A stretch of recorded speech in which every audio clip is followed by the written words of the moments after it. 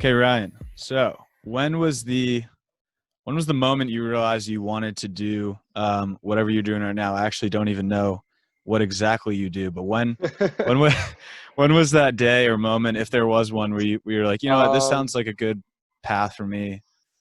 Um, I mean, I'll just be totally real about it. I got out of college, didn't really know what I wanted to do, had the economics degree, and I resume dumped like crazy. And eventually I got an email from Amazon from one of the recruiters, hit me up, and I did some sort of like online interview, like answered a few questions, that thing. Since Amazon's so international, then like they ask you about like if you're willing to relocate, and basically if you say no, like it doesn't exclude you, but it definitely limits you from your opportunity. Um, so yeah, I honestly just got recruited, fell into it. Didn't really know what I was even getting into at first, to be honest, because like you're going to work for Amazon, like it's so broad. They do so many things. So yeah, I knew it was part of the operation. I knew I wasn't going to go in and like write Java or like any kind of code for them. So my first day, bro, I swear I walked into that place. It's a 1.1 million square foot warehouse in Hartford, Connecticut, the first one I worked at. And yeah. you walk in, bro, and there are just like robots everywhere. And it's so cool, like conveyors everywhere. It's really modernized. Huh. Can't really talk about the details of it, obviously. Yeah, yeah. But yeah, it was really, really cool. So from there, I've had my challenges, like definitely like managing people at such a young age right off the bat was a little bit difficult. Yeah. Still is difficult. Yeah. Um, Yeah. I remember you actually telling me that when you got the gig. yeah, that's definitely the most difficult part is dealing with people because like just a lot of people are difficult. From it could be people above you, people like that you're managing, things of that nature. So Yeah, for sure. So you mentioned you had you got an econ degree. Um, yep, Before that, was it elementary ed? yeah, yeah. I went to school to be an elementary. I went to school actually originally to be a high school history teacher. Then started studying Spanish as well with it because I knew that would translate to other jobs. And then just like kind of after talking to guidance or like whatever they're called, the guidance people Yeah. at URI, Yep. The um, advisors, whatever, academic advisors, academic advisors, they were career like, yeah, advisors. the men in elementary school have a really high success rate, and I'm actually really good with little kids. Yeah. So I was like, cool, like I'll definitely give that a shot. I could see myself doing that. I mean, for me, I'd rather, you know, develop a little bit more developed minds, like have conversation. But like I'm Yeah. cool with hanging out with kids too and like teaching them. Yeah. But I went down to it's like 8 to 18 or 19 Thurbers Ave in Providence. Yep. That's where my student teaching was done, and the kids were pretty rambunctious there because it's not Yeah. as well funded of a school, but Right. yeah, I was there. Then I learned like teachers really don't make much money.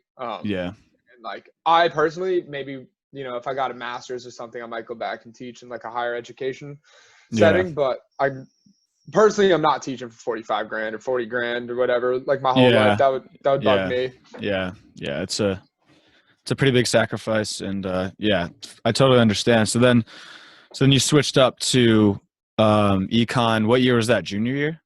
This junior year, by the way, pay our teachers. Yeah. But Right. junior year, yeah, Yeah. Pay our yeah, they're teachers. Yeah. bold in the future. But I know. I know. Seriously. but yeah, I switched to econ. And then I switched to econ and business admin as my minor because I couldn't get into the business school. So, because I guess you have to get in the business school in like your first or second year, Uh huh. which is really annoying. They should change that. Yeah. But yeah, so I had to go into economics and then do a business admin minor. But in my So is senior, econ technically not the business school? no, it's a liberal arts degree, It's a what degree? Sorry. like a liberal arts degree. But I Oh, think that's really? exactly what the business school is anyway. It's like Oh. a liberal art. Oh, Yeah, okay. All right. I I didn't think know that. so. But Yeah. don't take my word for that. Yeah. Yeah. Yeah. Yeah. Um, Um. Yeah. Then you're but saying senior year? yeah, senior year. Excuse me, real quick. No, you're fine. You're fine. That's interesting. I didn't know that. Yeah, so senior year. I have to have some loophole for kids making different decisions junior year. Yeah, exactly. Oh, you know what? It was middle of junior year. I was coming back, on Thanksgiving talking to our raise. And like your listeners might not know who he is. So that's our friend from freshman year. And he's a software engineer. And he was like, hey man, if you're going into business, I advise like, just getting some sort of minor that is like coding, computer science, web development related. It'll just give you like a little bit of a push over other people. And yeah, so I ended up doing that. I think I started that halfway through my junior year, at the beginning of my senior year. I can't say for sure. But yeah, then I finished that up. That's really worth doing, honestly. Even if you don't want to get into computers, that was really valuable for me because you learn certain things like how like coding is structured in terms of classes. And then you learn like what was the Dude, other I part was that I loved? so bad at that class. The HTML one, right? The CSS Dude, one? I was so funny because I was like, yo, right, like, what's good with it? Like, Yeah. it's a comm class. It was like an upper level comm class. And you're like, yeah, you can do it for sure. Just Yeah. pay attention and go to class. And yeah, no, I'm so bad at the technology. You know that too. I was like, you know what, Josh, take the challenge. Yeah. You can do it, Josh. No. I'm like the 50-year-old in the back, like not knowing what's going on. The only girl in the class that I knew that was helping me Yeah. out dropped it, and then I was just like, Oh boy. I'm screwed. But yeah, Yeah. keep going. That was funny. I mean, Ray's gave me a lot of help in that class. I won't lie. He's a genius. I mean, yeah, I could figure out the HTML and CSS. Once it came to JavaScript, it got tricky. But It was cool though. Even the little bit that I did learn, it was kind of cool to see how it kind of all works. yeah, for sure. Yeah. The biggest value I think too for me that makes you patient with computers is that like, yeah, a computer should in theory be perfect, but at the same time, a human being designed the computer, so there's going to be glitches and errors in it. So Wow, that's why a bunch of things that like get released are like, sorry, that's my phone. you're fine. A bunch of things get released that are like beta tested. So like a lot of technology gets released to you that's like technically 70%, 80%, 90% of the end product. And the goal is to have that user case testing where Ah, users are using it to get it to that last 100% or whatever. ah. Yeah. Like the vaccine, like your mom was saying. That's a lot different, I think. I'm not going to speak about anything in the medical field because I'm not qualified for any of it. So is there a so you pretty much got recruited by Amazon recruiters Yeah. because you were quote I had no unquote idea what I resume wanted to do. dumping on the internet. Yeah. So is there a preferred degree for your job right now? Yeah. No, there's not really. Well, actually, yeah, there definitely are like economics. Communications majors actually get my job quite a bit because Oh, really? it's management, like communications valuable. That's Lots cool. of different fields of business. Hmm. But yeah, Like supply chain maybe?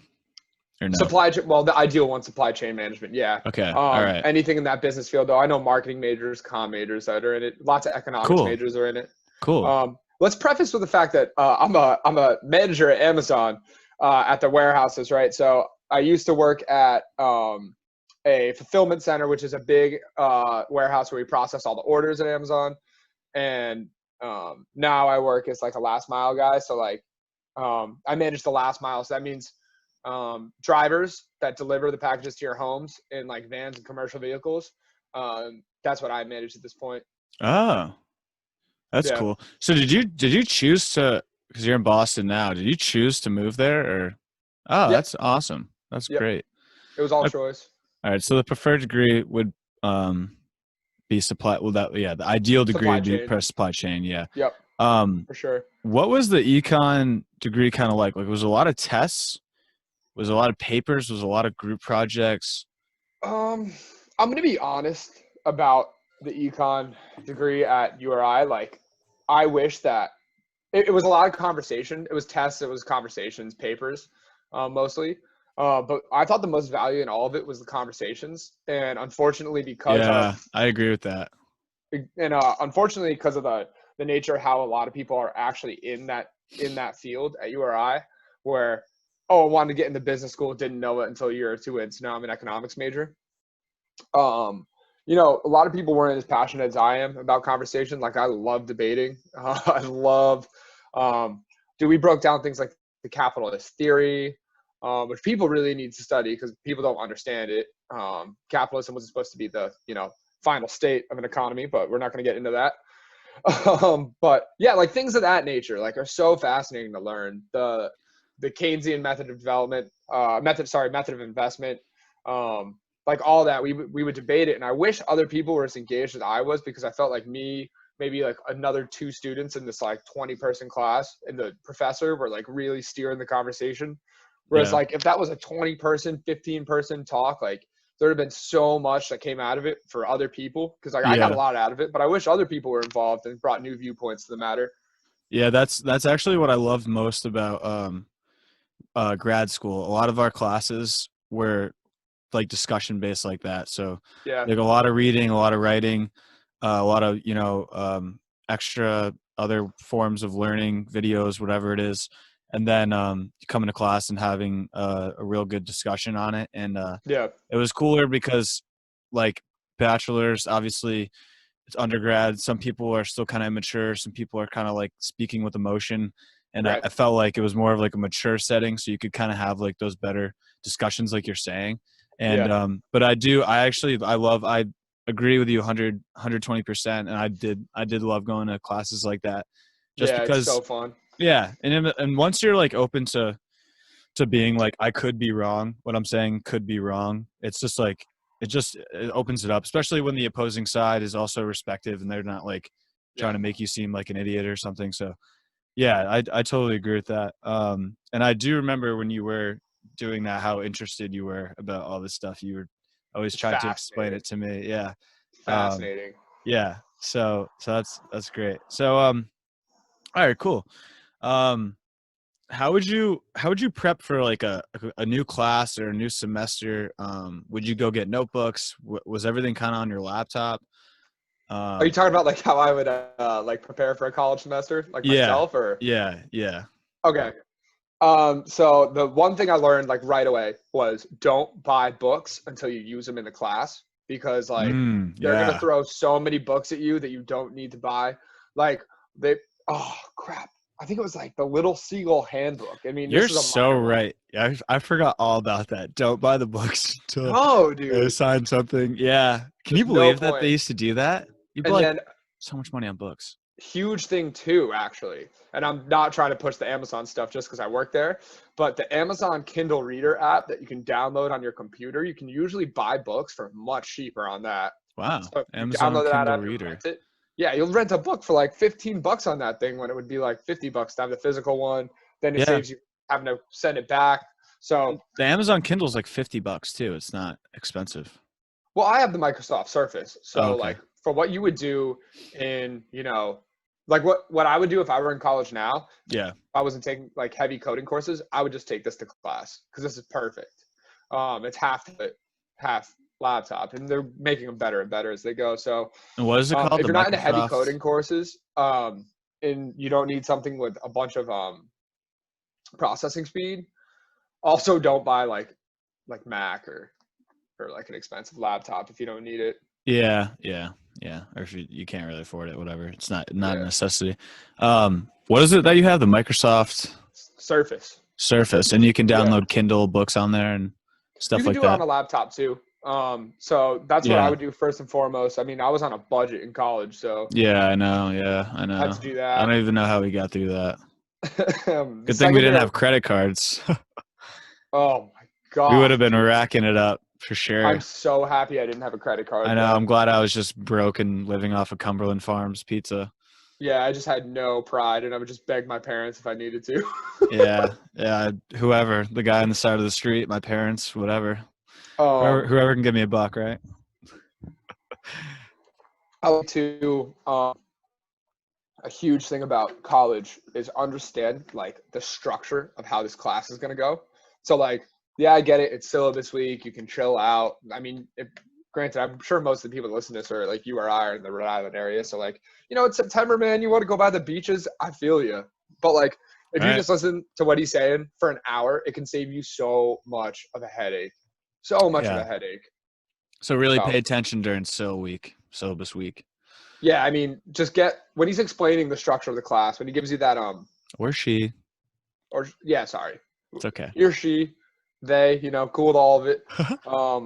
But yeah, like whenever that person hands out syllabus, you better be paying attention to how the Yeah. class, Yeah. because like you don't want to be like, oh hey, like I'm only gonna do the tests, and then like 20% of it was like coursework that was assigned like on Sakai or at home or something. They probably don't use Sakai Actually, anymore. really funny. One of my friends suggested that because you know how I taught this past year. I don't know if you knew that.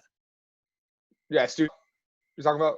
No, Yeah, like yeah. I had my own like Comm 100 class. I was the instructor. Yeah, Oh it was like snap. Oh like cool. it was my class. Yeah, and my friend had this great suggestion. She said that her professor at UVM would put in the syllabus like towards the end of it, like if you're reading this, email me and you'll get 2 extra points on the first exam.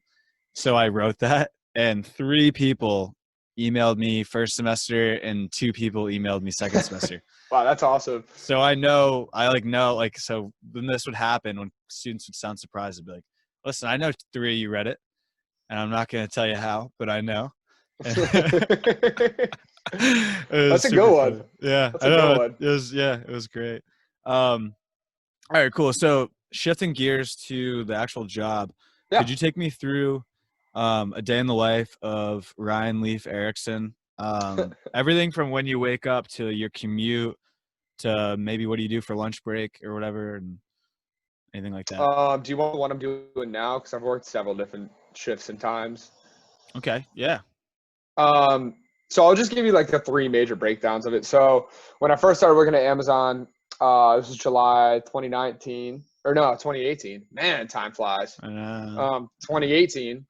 Um, I was on this Amazon, and when you're in operations, right? When you start at that level, you're not Monday through Friday. Like Amazon's 24/7. So you're going to be front half or back half, which is like Sunday through Wednesday or Wednesday through Saturday, or you're going to be nights, and nights can vary depending on what kind of operation you're in. So when I first started, I was in days, Wednesday through Saturday. Loved it. Had a great time. Had a great team. Really helped turn it around. We actually made my fulfillment center the number one fulfillment center in North America for Wow. the month of December, which is the Wow. biggest month at Amazon, which is really cool. Yeah. But yes, Christmas, right? And all the other holidays, whatever. yeah, we do most of our. I mean, we do so much of our yearly volume in that time frame. Wow. Um, so yeah, I would say I'd wake up at 6 back then. Have to be in at work at 6:45. I can kind of get going pretty quick in the morning. So Yeah. I get there. We do a morning like briefing. So it'd be like, hey, what'd you do yesterday? What happened today? Could we do to make everything better? Right. A game plan, head count, lots of different things that go into planning a massive operation. Granted, lots of things, we've set multiple weeks out, but like, there's daily variances. So you got to address those beforehand. Mm-hmm. We'd go out, I'd have my team. When I first started, I swear they threw me in there. I was a 23-year-old. I was in charge of like a group of like 50 people, and no one taught me. Well, there were like, I had mentors. I take that Yeah. back. Yeah. I had Yeah. mentors, but like no one was there holding my hand. You know what I mean? Right. That's Like yeah. I had to do it. So I'd go out there. I'd get my team pumped up because we do these things called stand-up meetings, and you just go about your day. You're managing, you're coaching. There's definitely things that like people do to make mess up things in a process. So you're really trying to coach out that human error and then try to identify the technical errors that you can have revised. Cool. So yeah, that's what that was. Then writing a lot of reports, things of that Yeah. nature, managing Yeah. people. Like unfortunately, like writing people up, firing people, like that part sucks. Yeah. So then I did that until Amazon goes off like levels. So it's like I got hired as a level 4. So then after my first peak, which is the month of December, Mm-hmm. I got promoted to a 5. When I got promoted Nice. to a 5, yeah, it was really cool. They do have good development there, I will say. Like you can start off at a warehouse associate job, and you can make it up there to operations management. Like that's game changer of 5 years right there for you. Yeah. But yeah, so then I switched to my night shift. I actually was in outbound ops, which is things leaving the warehouse. I switched over to inbound ops and was on nights. Hated night shift. Yeah. Hated it. I did that from January until I left Hartford. So I did that from January until about May. Wow. Yeah, I definitely learned a lot about managing during the night shift though, because people are little more difficult. Yeah, I 'Cause bet. I got promoted to that level 5. Like they took me and 2 other level 5s, and we have like a level 6 would be my boss. So there's 1 6 per shift like that. Hmm. But since they were short on those guys, they just had the 3 of us run it. And we killed it. We did a really good job. It was awesome. And I would say for anyone that, I mean, this is my management style. For anyone that works with a large group of people, like if you get to know people's names first off, and like you just like know the people, they're gonna want to work harder for the people that they know. So like Right. naturally, that's not even my MO when I go in. I just want to know the people I'm working with, but that just Yeah. builds such a better bond. Yeah, I agree. 100%. So now I'm in what's called MZL. I started that last end of last May, beginning of June. What was I've it been here called for again? Sorry, like kind of cut off a little bit. it's all good. AMZL, Amazon Logistics. Okay, cool. So it's last mile logistics. So what I do now is I wake up at 5:30, get to work at 6. Nice. I we have like this basically when everyone's loading up the vans with everything, right? I'm in charge of just the drivers, what happens out on the road, like what happens with the drivers in station, not the associates that do all the work to get the routes ready. So there's associates that get like all the packages ready for drivers to take out. They're doing that all night, so I'll come in the morning and I'll come in the morning and observe loadout, be writing reports from the last day, things of that nature, taking care of like weekly stuff. It's tough to actually say all the things that I do because managing for Amazon, at least, I haven't managed anywhere else. So I'll just say for Amazon, it's just a lot of different shit, honestly, just a lot Yeah. of stuff. Yeah. So like, and things are always changing, which is always such a cool part. I mean, I literally could take 4 days off and I swear there'll be like 3 or 4 new processes when I get back. And I'm like, oh, what the heck? Bless you. Now I Thank got to you. learn them all. So bless you. Woo. That's So, cool. yeah, That's it's cool. It's always changing. adapting to change is a constant. Yeah. So it sounds like you still had a job during this whole COVID thing. Oh boy, did I have a job. I had more of a job than anyone had. No, Yeah. not more than our nurses. Yeah. Like, Yeah. for sure. No, I know what you're saying. I'm So sure you grateful for guys. the healthcare community. I'm sure you guys got really busy because Yeah. even just me personally, obviously, I just ordered everything that I normally would probably just go to the store and get off Amazon during that time. So funny thing about it Yeah. is that in times when people change up their buying patterns, so COVID, peak season, Prime Week for us, which I don't know when it's going to be actually, but that's a lot of work in Prime Week too. But during those times, people usually buy their bigger things online, which is really what messes us up. And I'm not going to get into all of it, but Yeah. when the average size of a package changes, it really like can just cause some friction in a supply chain. So just when it's unpredictable, like COVID made it very unpredictable at first because everyone just ordered everything offline, every single Yeah. thing you could think of. So Yeah. Even like little, creams or something, or you know what I mean, like a whatever. yeah, it could be like this aux cord, or it could be Like like deodorant or something. Like yeah. everything that I normally would just go to CVS or something. Mm-hmm. Walmart, I was just actually getting it off Amazon. Yep. But okay, cool. So what were you gonna say? You ever see the Amazon vans that are sometimes riding around there? Yeah, I see them all the time. Yeah. That's what I do. That's what I'm Okay. doing. Yeah, you're like kind of monitoring those guys. You're saying. So do you have like an office now? Now that you're a 5 or? No, so actually a 4 and a 5, there's not that much difference. I mean, there's a compensation difference and there's a difference in like leadership development, I would say. Like the 4 is entry level, the 5 is when you're like seasoned and you kind of know what you're doing. So there's actually and you develop the 4s, you know what I mean, to become 5s. So there's no real like job title I mean, a little bit responsibility change, but I think you get what I'm saying. Like, Yeah, it's more of a pretty like, much okay, you're doing the same kind of stuff. It's just a little bit more responsibility, little more changes. All right, cool. yeah, you're identified as like guys that could take the next step, things like that. Are there specific areas where working for Amazon is kind of thrives, or is it kind of just all over? I don't know. I don't Like know. certain geographic areas. Yeah, like if you wanted to work for Amazon specifically, you were Oh set yeah. out to do that. Um, where typically would you kind of be expecting to go to do that? So corporate, most of the corporate things are in Seattle. That's where Amazon was created. Okay. So a lot of it's in Seattle. Okay. Um, so if I wanted to, like, for example, there's a robotics department that's right over in Cambridge. I live in Somerville, Mass. So it's Hmm. right over in Cambridge, like 15 minutes down the road. But that's for robotics. If I wanted to go to like the Amazon logistics headquarters, that corporate, that's in Nashville, Tennessee. Oh, okay. So it's really actually everywhere. It's being Yeah. spread Right. out. Yeah. And HQ2 is in like that Virginia area somewhere, Oh, okay. which I've heard it's a really fun time living down that Virginia sort of area. Yeah. But Better you weather. know, yeah, I got offered like a job one time out in Seattle. Wasn't career wise, it wasn't the best move, so I didn't take it. But Yeah.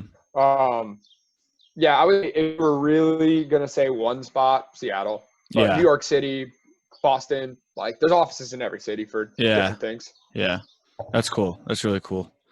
Um, what do you have any future plans with Amazon? Like, are you striving to be Um, a six or I'm not even sure if it goes up that high, but Yeah, it goes up to 12. I think Bezos is the 12. oh, okay. Um, but yeah, so my goal is to get my level 6 with Amazon, which is my title could go to operations management. Hmm. From that point, I'm going to transition to a new aspect of the company because I would have done my couple years in operations, so I'm hoping I can either go into a support role or go into like a finance or maybe even like a robotics role, like Yeah. operational support with robotics. Yeah. But I would say the reason why I want to get out of operations, almost not exclusively, but the major reason, is that when I got to if I get to that next level, I'm almost always on call, and like I wouldn't like that at all. Yeah. I'm Being on appreciative for call. Amazon for Yeah. this opportunity. Always like really helped me out to get to a nice point, but um, I'm 24, 25 years old. Yeah. Don't really want to be on call all the time. Yeah. I'm not a nurse. Chose not to be one for a reason. Right. Right. I So hear you. I hear you. Do you have kind of just like doesn't have to be job related, just kind of life in your life? Do you have any influences or people that you kind of look up to that inspire you or something like that, or even maybe it's like someone personal that you know, or maybe it's someone like an author or something, or someone famous or something like that? what that inspire me? That's a good question. Thanks, man. Um, yeah, that's a really good question. That's really tough to answer. I know, because there's Um, probably so much. I get inspired by different aspects of human beings. I can't really say like one individual usually inspires me because there's always like a negative to that person that's like you can't ignore. You know what I mean? So like, Good and point. Good don't want to point. always center on like Amazon, but like Jeff Bezos is a great example. Like, great businessman, right? But not necessarily the best philanthropist, and he has more money than he knows what to do with it. And there's tons of examples of people like that. So like, yes, yes and no, I guess it's just Yeah. like different things. Yeah. So you Like, admire specific things about people. yeah, like, Kind of like what everyone's saying about Michael Jordan when that documentary came out. Like everyone obviously, you know, admires Michael Jordan's, yeah. he's Michael Jordan. I don't have to explain that. But some people were like, oh, he's kind of mean to his teammates, whatever. But people So got to understand that, like, if you like, and I don't want to make it a whole Michael Jordan thing, but if you love him for how competitive and fiery he is, like, you really can't give him crap for him being petty. That's exactly yeah, what he is. yeah, Like, yeah. the competitive dudes are petty like that, and he's Yeah, gonna yeah, be a bass practice and things of that nature. So yeah, yeah, like it's that, it's yeah, exactly what you're saying. yeah, So I would say like um usually like people who act in a socially beneficial way, like yeah, I actually don't like him as a basketball player. I've never rooted for him one time in my life, but I give all hats off to LeBron James. Absolute activist, made the I Promise School. I think that's what it's called. Yeah, that school is really cool. So like people like that, man, like the activists, the people that understand like giving back is the truly important thing. Cause like there's a lot of people that are out there, man, that just need an opportunity, and the current way society's structured, it doesn't really give a lot of people opportunity. Yeah, yeah, for sure, for sure. Do you have any recommended media or books or anything for someone listening who might want to follow your path, to kind of learn more about what it would be like? I know we mentioned like supply and econ, communication, leadership, um, things of that nature. I would say for leadership, honestly, this book is a really good book. Yes, The Subtle Art of yes, Not Giving a Fuck is a yeah, I really have good that book. too. Yeah. I read this. I'm actually not even done with it, and I should finish it up. I've been reading it for a while. It's an But easy one because it's like he's a blogger. I actually I bought another book by a blogger and it was just such an easy read because they yeah, write like they're talking. they're So talking to you. Yeah, it's so easy to follow along. So now I'm like I'm like next book I buy I want to buy it like from a blogger yeah. because of that book really and this other book I read. It's like he's just talking to you. It's great. I think the most value for this, like, I've kind of always conducted myself in this manner, so it's nice just reading this and like being like, oh, someone else like views life this way. But like, there's so many people out there. One of the hardest parts about growing up at our age is just like learning to not care what other people think. I And like, I'm know, I still not know. the best at it, Especially with but social media too. Like you just hop on, you see everyone like on, whoever's boat or at yeah, the pool and or look at my job, look at this degree I just got. Like those people usually aren't doing shit though. Like, let's be I real. mean, The yeah, people but that are it blowing up can social media. get overwhelming though. But I do love about how that book, how it's just like you don't have enough fucks to give about all this Yeah. stuff. Like the guy who Yep. cut you off, like you can't get mad about that because Yep. there's other shit to worry about. So prioritize what you care about. If it What doesn't you're, affect you for 5 minutes, like don't even think about it for 5 seconds. yeah, Don't even. Like it's not worth it. Um, but yeah, I mean, I would say read this. subtle art, yeah, What else? Like just trust your gut too. yeah. You can't lead people if you don't trust your gut, because if you let everyone question your decision making, then you're not the one making the decisions anymore. Right, right. I agree with that. I learned that the hard way. Actually, it sounds stupid, but even just having a e-board position in the fraternity, Yeah. I definitely tried to make everyone happy, and that would never happen. So I just really Nope. realistically should have just done, trust in my gut, like you just said. So that's really valuable, right there. Now you might have already answered this question in different ways. Actually, I forgot to ask you one question. Did you need a calculator for your degree for econ? Did you need Yeah. Yeah. what You need kind a of calculator calculator. was that? Was it like the big, you know what I mean? Oh, Like those oh like my gosh, sorry. One of my Amazon drivers just drove by my window. um, that's hilarious. uh, I think it's just like that normal like scientific calculator. I forget which Scientific one's. calculator. Yeah, is the graphing one more fancy or the scientific? I don't know. It's the I don't less fancy of those two. the I less forget. fancy of those two. I think graphic Yeah, is fancier. yeah. So, Okay. so So the that one. graphing calculator. All right. Yeah. And then all right, lastly, you might have already answered this through different questions, but what would you tell your 19-year-old self if you could? If there was Oh anything man, if you could come back I and would tell my 19-year-old self to take a gap year. I would not go to school. I wouldn't go to school right away. I went to school young.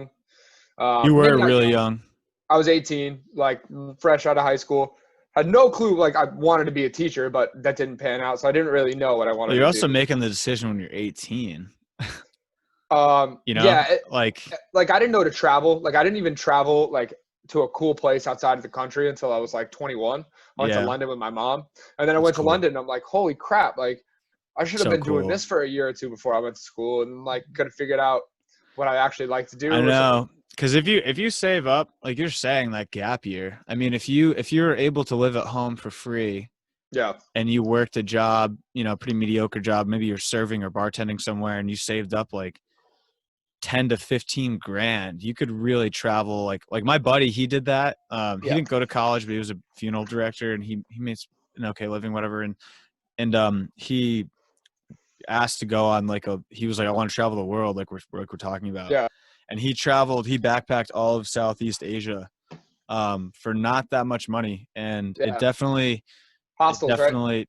what'd you say? Yeah. Through hostels, right? Hostels. Yeah. Yeah. Yeah. And it definitely, you can just tell he changed a lot and grew from that experience. And Yeah. that's something that I can't say that I did, but you know, I agree with you on that one too, to travel and look at new places. Yeah. See stuff, man. Like the people I've met, the things I've seen, just open your eyes to a lot of different things that go on outside of the world and other people's viewpoints. Yeah. Kind of just like whatever floats your boat, different folks, different strokes. That's what one of my family friends always used to say. Yeah. Just And kind of like let people do them, everyone's different. there's that stereotype of Americans out there, but like typically it's not held about the ones that are traveling internationally and things. So like you go out there, people don't treat you very much differently. I mean, at first they might comment, "Hey, an American," but I mean that dies pretty quickly. Yeah, for sure. We're all humans. Yeah. Well, hey Ray, thank you so much for coming on, and Yeah, man. I look forward to our group podcast with our buddy Ray's. He's a character. That one's gonna be hilarious. I can't wait for that one. I hope your questions get through it. It's gonna be a great sesh. That's gonna be a good one. Yeah, I'm real happy about that one. So nice, man. Well, thanks for having me. No problem, Ray. And I'll talk to you Later, brother. later.